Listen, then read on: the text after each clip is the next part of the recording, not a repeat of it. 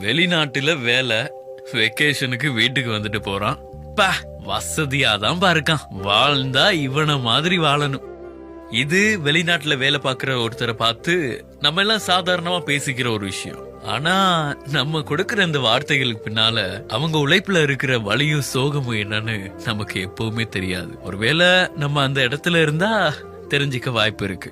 பெத்தவங்க, கட்டுன பொண்டாட்டி, தாம் பெத்த புள்ளன்னு எல்லாரையும் விட்டுட்டு உலகத்துல எங்கேயோ ஒரு மூலையில இருந்து அனாதை மாதிரி வேலை செஞ்சுக்கிட்டு இருக்கான். இந்த தியாகம் எல்லாமே அவனுக்குன்னு நினைக்கிறீங்களா? கண்டிப்பா இல்ல. தான் குடும்பம் நல்லா இருக்கணும், தன்னோட குடும்பத்துல உள்ள எல்லாருமே சந்தோஷமா இருக்கணுங்கிறதுக்காக தான் தன்னோட சந்தோஷத்தை தொலைச்சிட்டு தனியா இருந்து வேலை செஞ்சிட்டு இருக்கான். வெளிநாட்டுல வேலை செய்யற எல்லாருமே வசதியாதான் வாழ்றாங்கன்னு எப்போதுமே நினைக்காதீங்க. ஒவ்வொருத்தர் பின்னாலையும் ஒவ்வொரு வேதனை இருக்கும்.